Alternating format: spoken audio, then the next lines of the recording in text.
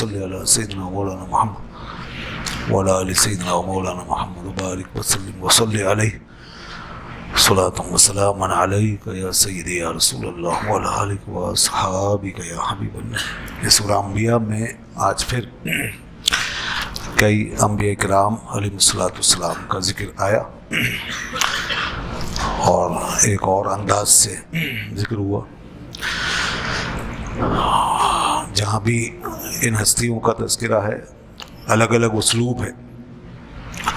اور جو بھی باتیں اگر ریپیٹ بھی ہوئی ہیں تو انداز الگ الگ ہیں، اور بار بار چونکہ ہمیں ان ہستیوں کے درمیان پہنچایا گیا ہمارے تصور کو، ہمارے خیالات کو، تو اس کا مقصد یہی ہے جو میں نے پہلے بھی عرض کیا کہ ہم ان دنیا کے سب سے عظیم لوگوں کے تصور میں اس طرح گم ہو جائیں کہ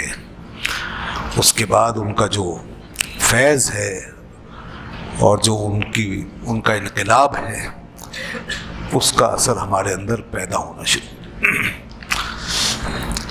یہ سب کردار کی بلندیاں ہیں، اور کردار کے ساتھ ساتھ صرف سیرت نہیں بتائی، سیرت بھی ضروری ہے، اس سے ہماری تشکیل ہوتی ہے، ہماری اصلاح ہوتی ہے، مگر دوسرا پہلو بھی ہے، ان کے فضائل، ان کے کمالات، ان کے خوارق بھی بتائیں، ان کی بڑی پاورز بتائیں، ان کے معجزات بیان کیے، ان کے کمالات بیان فرمائے، جو کمالات نبوت اللہ نے ان کو عطا فرمائے، کہ ان کے ہاتھوں سے کیا کچھ ہو جاتا تھا، ان کی نظروں سے اور نگاہوں سے اس طرح بڑی بڑی تبدیلیاں آ جاتی تھیں، ان کے کسی ایک قدم سے کتنے فاصلے طے ہو جاتے تھے، یہ سب بتایا۔ تو یہ دونوں باتیں اس لیے ہمارے سامنے رکھی گئی کہ ایک ہوتا ہے مقام اور دوسری چیز ہوتی ہے نظام۔ ہم دونوں کے قائل، ہم کہتے ہیں مقام مصطفیٰ اور نظام مصطفیٰ، یہ ہے ہمارا عقیدہ، تو ہم مقام مصطفیٰ کی بات بھی کرتے ہیں اور نظام مصطفیٰ۔ جس تبلیغ میں اور جس واعظ و نصیحت میں کوئی ایک چیز بھی غائب ہوگی وہ اس لحاظ سے کم ہو جائے گا، اس میں اتنا ہی دین کم ہو جائے گا۔ تو جہاں مقام نہیں ہے وہاں مقام بھی بیان ہونا ضروری ہے، جہاں نظام پر گفتگو نہیں ہے وہاں نظام کی بات بھی ضروری ہے۔ تو بہرحال دونوں چیزیں ضروری ہیں، اور ہم کہتے ہیں دونوں کو ساتھ لے کے چلنا چاہیے۔ اور مقام جو ہے نا، مقام سے بنتا ہے تصور، خیال اور عقیدہ، اور نظام سے کیا بنتا ہے؟ نظام سے بنتا ہے عمل، سیرت اور کردار۔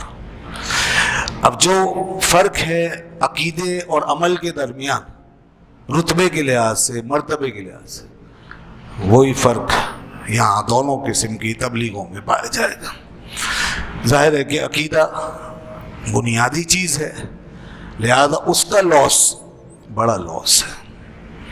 تو اگر مقام سے صرف نظر کریں گے، کمالات سے روگردانی کریں گے، تو لاس ہوگا عقیدے کا،